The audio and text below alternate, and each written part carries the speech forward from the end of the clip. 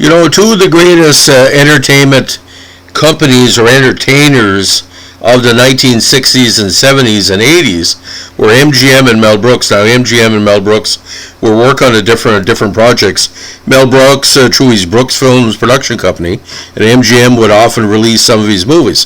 But there's a movie in the mid-1980s that cost MGM a lot of money, almost bankrupted Mel Brooks, because the concept and the production went so over budget and so unnecessary that, again, it put a danger in all of the Brooks productions from 86 on, and there were quite a few in jeopardy.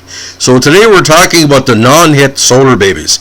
Now, if this is the first time you're hearing of this movie, that was the name of it, and it was roller skating in space and something with environmentalism, and starring a third-level Brad Pack of actors that you probably heard of, especially if you're a fan of Jamie Gertz and Jason Patric of that era. Now, it was also known internationally as Solar Warriors and Solar Fighters. Came out in 1986, again Sci-Fi, made by Brooksfilms and released by MGM. It was the second and final film directed by Alan Johnson, who was better known for his work as a choreographer. Now, it was directed again by Johnson, with Waylon Green and Douglas Anthony Metroff writing it. Produced by Jack Frost Sanders and Irene Walzer, starring Richard Jourdain, Jimmy Gertz, Jason Patric, Lucas Haas, and Charles Durning. Cinematography was by Peter McDonald, with Conrad Buff as editor. The great Mona Shaw did the music. And again, Brooksfilms and MGM were the production companies, and distributed by the Alan Ladd MGM Entertainment Company. Release date was in Thanksgiving of 1986, November 26, 94 minutes in length. So bear with me for the plot, because if it makes sense to you, it doesn't make sense to me.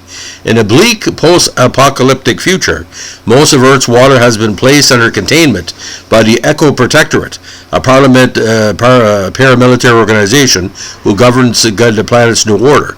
Orphan children, mostly teenagers, live in orphanages created by the Protectorate, designed to indoctrinate new recruits into their service. The orphans play a rough sport, which is a hybrid of lacrosse and roller hockey. Playing is the only thing that unites them, other than the futile attempts of the Protectorate to control them. These main orphans are Jason, the group's leader, again played by Jason Patric. In a case of typecasting, Tara, Earth, played by Jimmy Gertz. Tug, played by Peter DeLuise of Dom's son. Rabbit, Claude Brooks. Metron, James LaGrosse.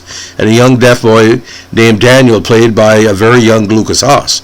Now, while hiding in a cave, Daniel finds a mysterious orb with special powers.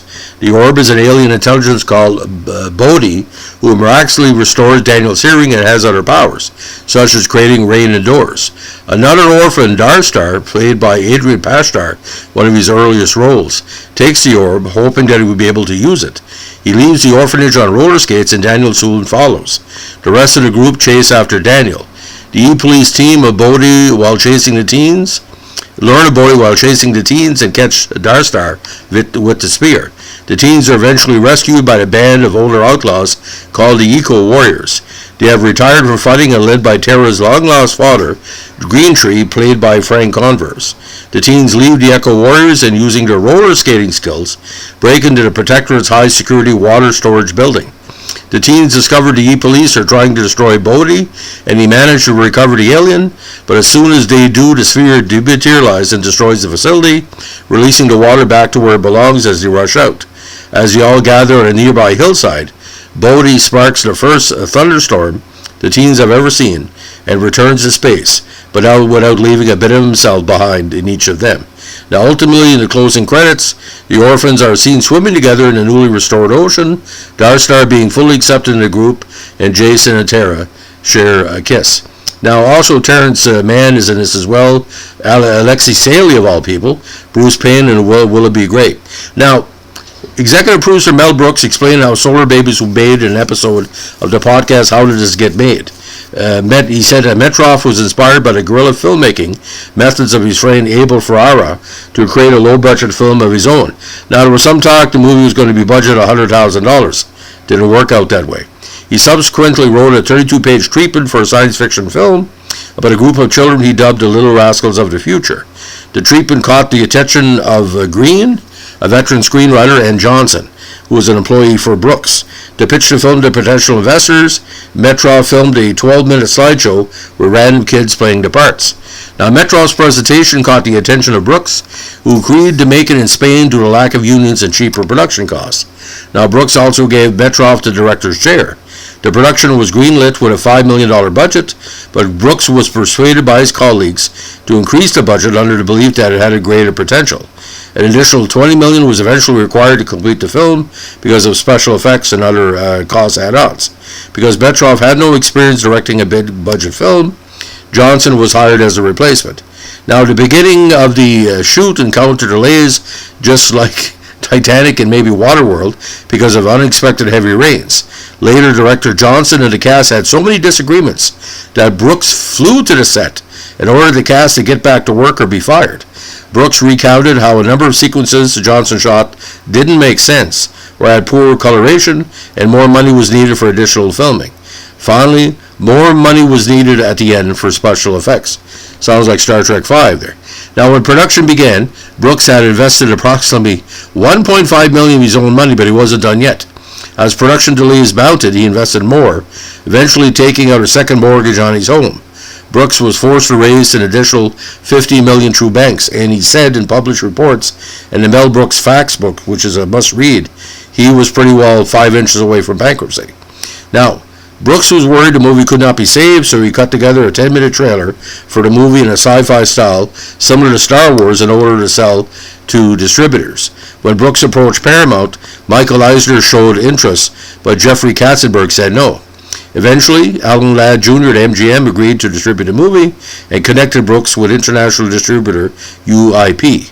The distributor purchased the movie from Brooks for $14 million. Now, after paying back investors and loans, Brooks estimates he had lost about $9 million of his own money at the time. However, Brooks claimed that over the years since its release, the movie finally did break even, most likely through home video and DVD. Brooks called it a miracle. I can tell you right now, ladies and gentlemen, I have never seen this movie. I've seen a VHS copy of it once. I've never seen this movie on television. I've never seen this movie talked about. And I've never seen this movie even attempted to, be reviewed. I haven't seen any reviews for the movie at all. But roller skating in space, involving water and an orb and stuff like that, a little bit over the top for me. Now, it was released in the States again on Thanksgiving in 86. In the Philippines, the film was released 3 years later with the same name by Movie Rammer International on June 23rd, 89. Now, reviews for Solarbabies was very poor, with Leonard Maltin describing it thus: an appalling stinker, the 80s teen jargon doesn't exactly capture the futuristic mood of this junk. The film was given a bomb rating in his annual publication. Now, Joe Kane, the Phantom of the Movies, called the picture a pathetic Mad Max Beyond Thunderdome ripoff, working from a script which must have been scrawled in Crayola with every futuristic cliche you could possibly imagine.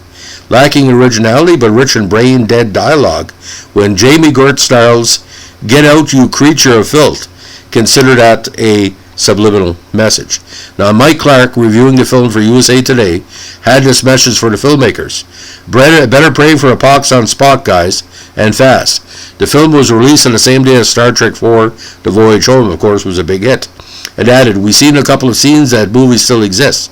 I have thought that both civilization and the movies would have been wiped out by 41, the year in the future the movie is set, thanks to the atrocities like Solarbabies." Gene Siskel on the syndicated film review show Siskel and Ebert, I remember the review, called the film trash.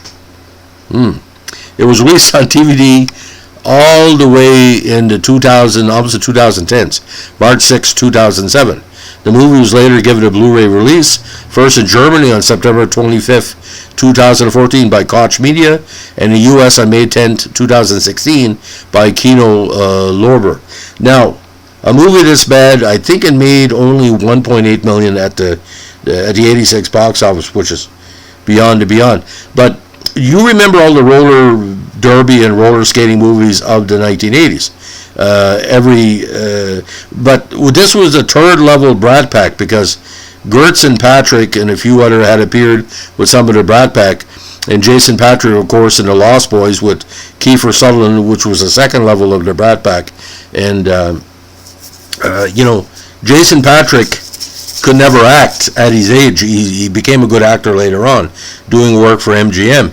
But there was no Kiefer Sutherland to save everybody else, because every time Kiefer Sutherland would be in a movie at the time in the 80s, he saved rotten movies, and he was the straw that stirred the drink in many of them, like Stand By Me. But if this is the first time you're hearing of Solarbabies, if you can find it any place, it's not even a hoot, because just like that Canadian movie with Peter Strauss and Molly Ringwald, Adventures in the Forbidden Zone or something like that, kind of those rip-off movies. This wasn't even a rip-off. It made absolutely no sense. Not even you could do this as a 1-hour pilot. Maybe you can get away with it in 2022, where 4,000 shows per year show up on Netflix and other streaming services. But I've never seen this on TV. And I hope you take it the right way. Most of the reviews of the movie, this is the first time. I've been researching for this podcast for 2 days now. It's the first time I heard the reviews.